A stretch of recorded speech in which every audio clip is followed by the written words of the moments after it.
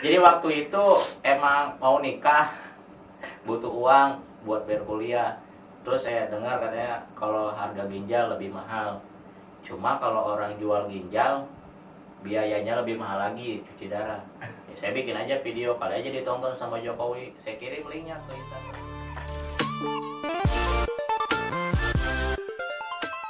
Selamat datang di channel Semanpat Pandeglang, channelnya dunia sekolah, tempat ekspresi siswa dan guru. Jangan lupa klik tombol subscribe serta nyalakan lonceng notifikasinya agar kalian tidak ketinggalan mendapatkan video-video terbaru dari kami. Bantu channel ini untuk lebih berkembang dengan cara like, comment, and share ke semua akun sosialmu. Oke, baik, assalamualaikum warahmatullahi wabarakatuh. Berjumpa lagi. Berjumpa lagi bersama saya Haris Suharian di podcast channel Semanpat Pandeglang. Oke, seperti biasa kita mencoba menghadirkan bintang tamu. Kali ini spesial nih, orang dewasa 17 plus.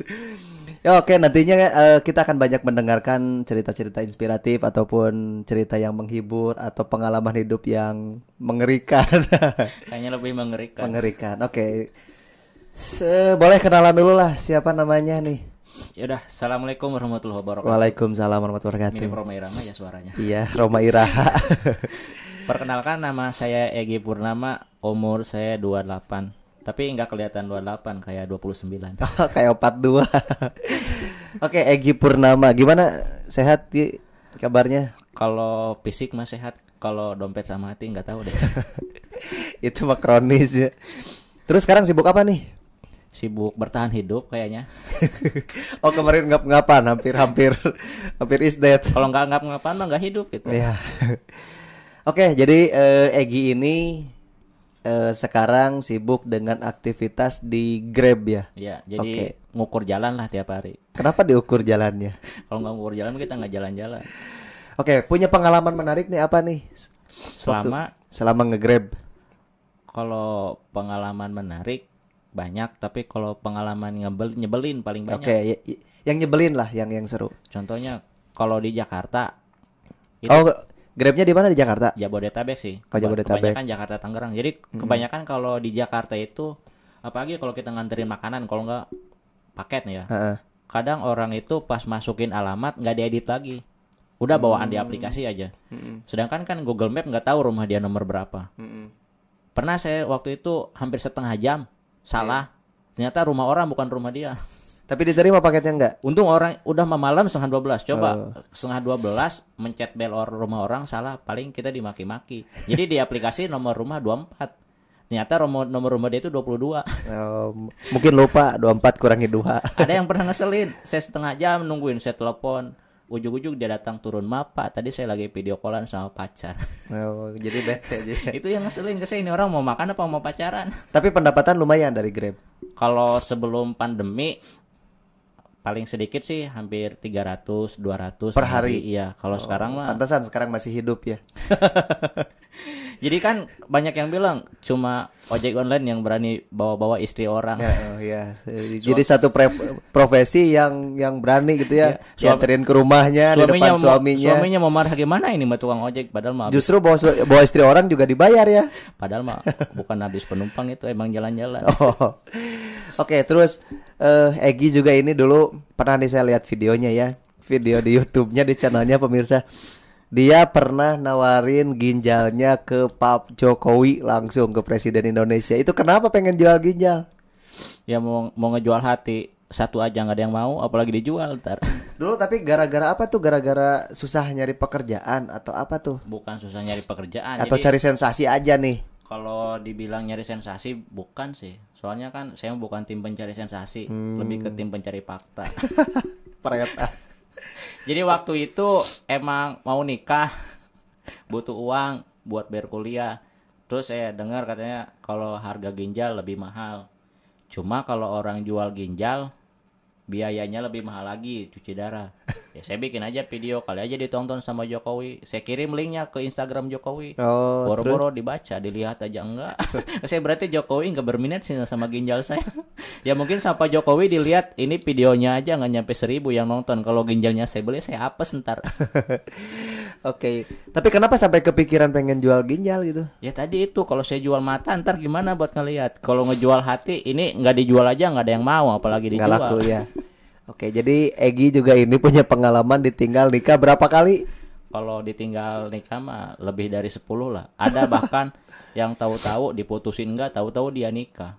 Oh. Jadi ibaratnya kalau dalam bahasa Belanda, ai nu ngalewat dia nu ngadahar jeung si itu bahasa Belandanya. Saya pernah lihat statusnya tuh pas tukeran cincin gitu ya. Berduaan kayak kayak lagi foto pre-wed gitu.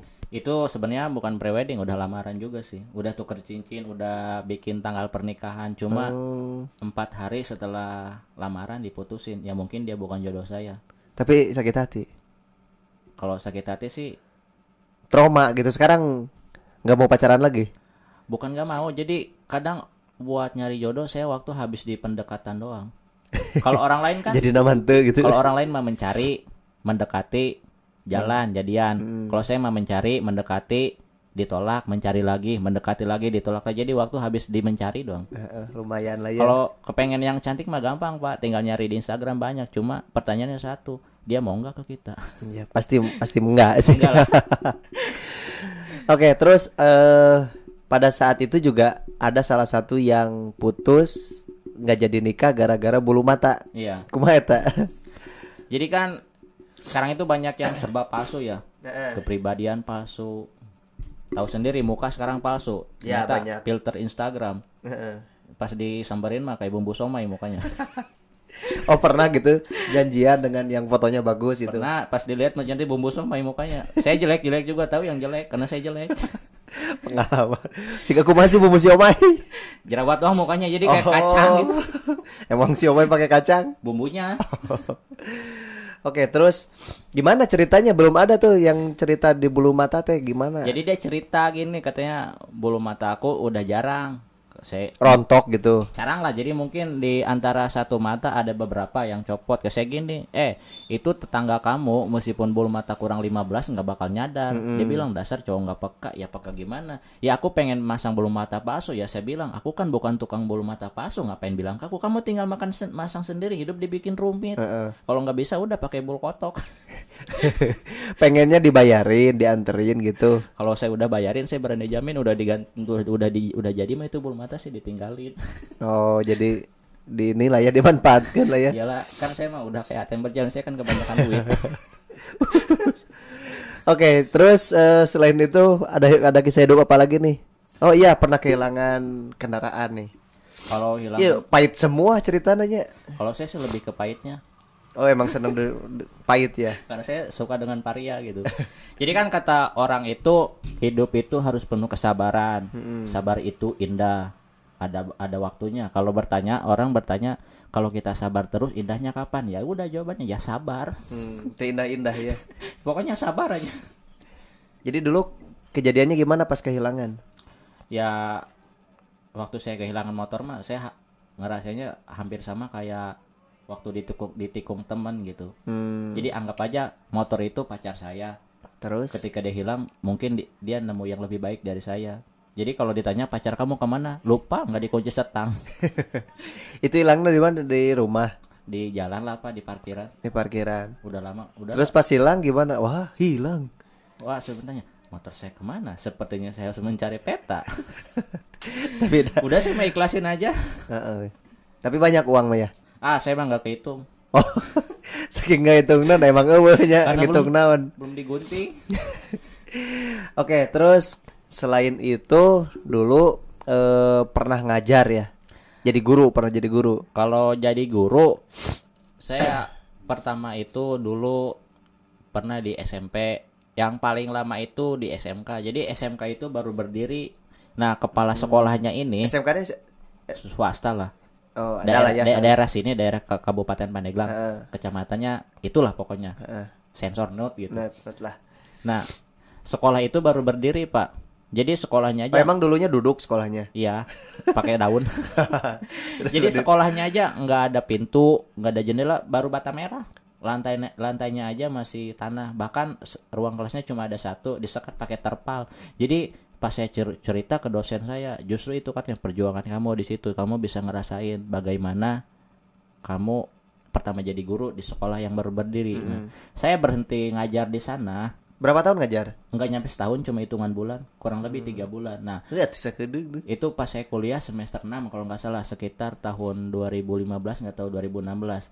Nah, saya ini kan tujuannya emang kalau orang kan kuliah sambil kerja. Kalau saya dibalik, kerja sambil kuliah. Nah, pas waktu itu saya bener-bener butuh biaya buat bayar kuliah. Jadi saya cuti. Nah, kebetulan sebelum cuti saya ngelamar kerja di restoran.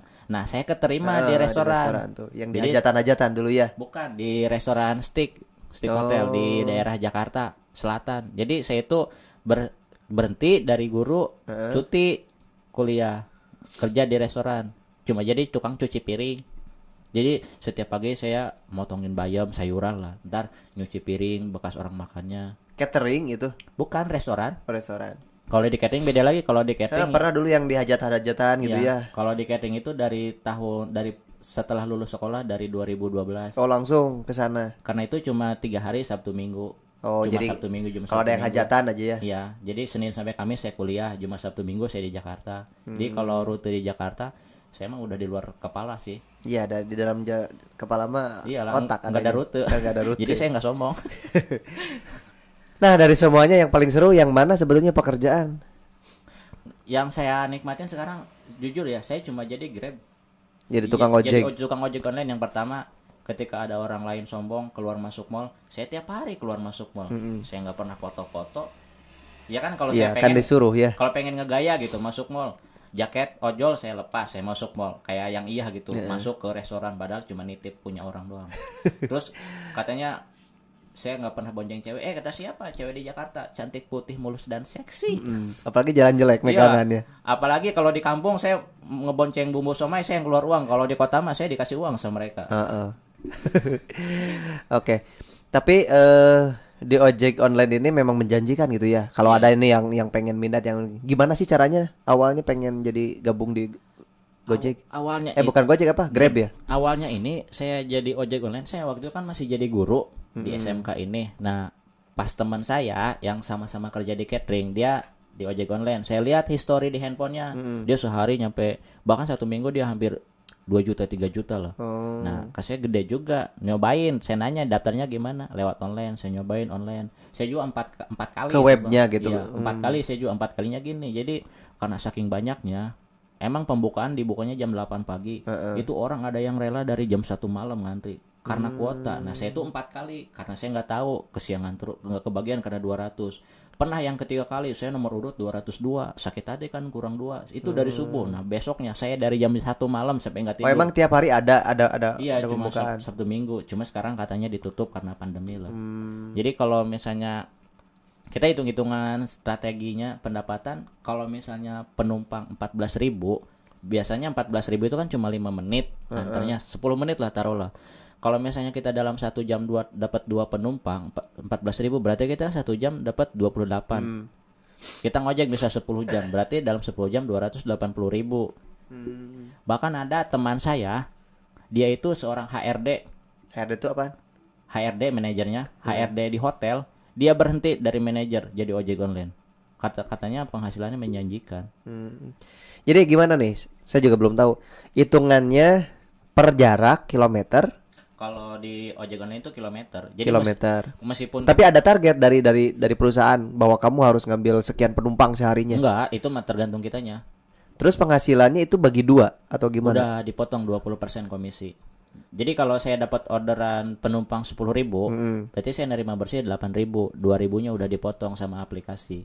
Oh. Jadi mereka kan kerjasama sama kita. Jadi komisi lah ibaratnya. Cuma enaknya jadi ojol itu waktu kita yang ngatur sendiri. Jadi kita mau seminggu itu ada libur 3 hari, santai aja. Jam 8 pagi baru bangun, santai. Oh, jadi gaji kita mah dari itu aja. Iya, jadi Dari perusahaan nggak ada. nggak ada. Jadi penghasilan komisi. Jadi kayak gitu, Pak. Waktu yang pertama yang enaknya fleksibel.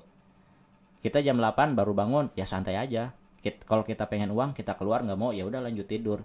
Coba kalau misalnya kita kerja di orang lain, belum disuruh-suruh jam 8 pagi udah. Jadi kalau nyampe. kita rajin ya kita dapat, kalau kita Iya. enggak ya. Tapi suka ada juga yang pakai fake GPS. Kalau saya mah anti. Tapi ada gitu ya yang Ada sering. aja. Karena memang kalau ada orderan masuk dia nyari driver yang deket gitu ya. Iya. Itu menurut saya mah kalau yang yang sekarang rame-ramenya sih katanya pakai titik, pakai tuyul ya, PGPS itu. Makanya saya juga kadang suka jadi bahan lelucon kalau keluar malam Jumat malam Jumat nih tuyul pada keluar. Jadi buat apa mereka ngasih capek-capek, panas-panasan, hujan-hujanan gitu ya, siang malam. Tapi itu kan hasil curang. Jadi meskipun kita sehari dapat 400.000, kurang puas gitu Pak. Kalau kita pakai bantuan orang lain. Ibaratnya kita ujian nasional dapat 100 dapat nyontok, mendingan dapat 80 hasil sendiri gitu. Apalagi kalau dapat 0 dapat nyontok enggak, hasil sendiri enggak. Dulu dapat sabaran 0. Kalau saya sih alhamdulillah meskipun kayak gini belum pernah sih remedial. Belum pernah ketahuan maksudnya. Dulu pernah kecelakaan ya? Kalau kecelakaan dulu pas ke rumah saya pas ke naon dulu teh. Di bagian muka sana mah. Jeding apa? kalau kecelakaan saya yang paling ekstrim itu waktu sekolah kelas 2 SMK. Ini kenapa ini hidung? Iya itu bekas yang kelas 2 SMK. Jadi Kumaha eta? saya itu jatuh dari atas mobil truk. Nge-BM. Iya, mobilnya bukan lagi berhenti, lagi jalan. Oh. Jadi posisi muka yang jatuh muka dulu katanya. Jadi saya bangun-bangun udah ada di rumah sakit nggak tahu apa-apa. Kalau tahu mana teh cingkosiak jengek meureun ceurik di tempat gogoseran. Eta rekamanna gitu nahan mobil truk. Enggak, kita lagi jalan. Mobil terus naik gitu. Enggak, emang udah jalan, udah naik, udah jalan jauh. Jadi, Oh. ingatan saya itu pas di tikungan. Saya emang nggak ngeliat apa-apa, jadi udah poek aja. Teu nempo nanaon gitu, Pak, kapoekan. Tahu-tahu udah bangun di rumah sakit. Udah di rumah sakit, cuma Lama di rumah sakit, koma dulu atau gimana? kayaknya tanda tanya deh. Tanda seru. Cuma emang pas jatuh itu kerasa badan pada sakit, ini rame amat. Cuma mata ini pageh buat ngebukanya. Oh, page. Tapi nyadar gitu ya. Nyadar kerasa sakit mah. Oh. Itu kalau nggak salah kata teman-teman sih kejadian asar nyampe rumah sakit Isa gitu.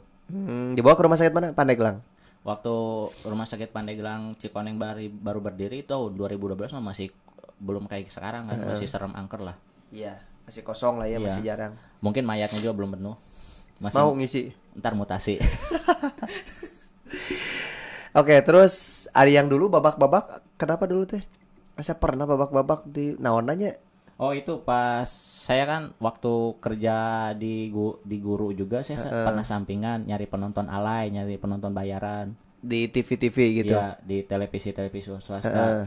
Jadi waktu itu emang mau berangkat ke Cilegon, nyari buat bawa penumpang dari SMK sekolah apa lalu lagi Cilegon. Nyari talent buat Udah itu. tinggal berangkat 2 bis. Nah, pas nyampe di Pandeglang, saya tuh kecelakaan. Jadi ada bapak-bapak bawa motor gitu keluar dari perapatan nggak lihat-lihat. Jadi saya ngebuang dari dia. Itu masih subuh, masih jam 5. Ujung-ujungnya saya nggak jadi berangkat ke televisi juga. Karena kecelakaan. Iya. Oke, kamu panjang umur walaupun banyak rintangan kayak Sun Gokong kehidupannya. Mungkin Indahnya tuh sekarang yang Seven Soul kali. yang indahnya apa? Apa ya? Kalau Bingung. Lamun pahitna mah banyaknya, lamun nu indahnya. saya justru senang kalau ngeliat orang pacaran.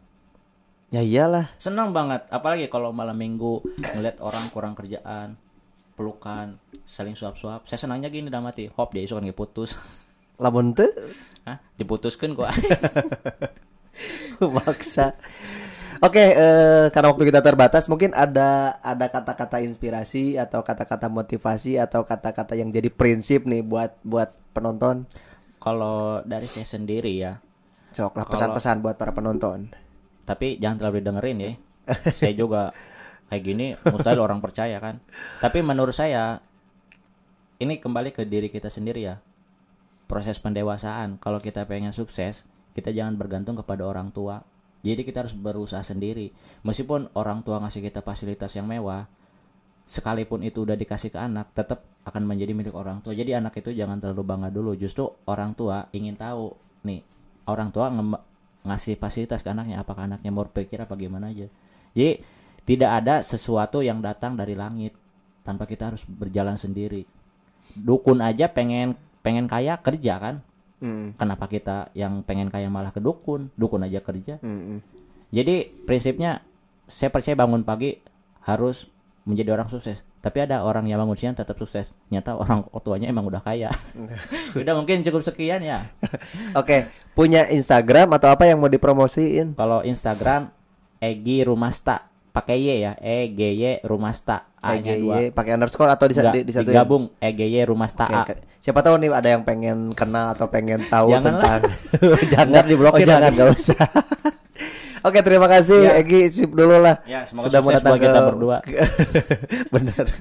Buat podcastnya mudah-mudahan ceritanya walaupun kesana kesini ya ada manfaat atau enggaknya kita nggak tahu ya. Tapi ya minimal menghibur lah ya. Ya, kalau terhibur.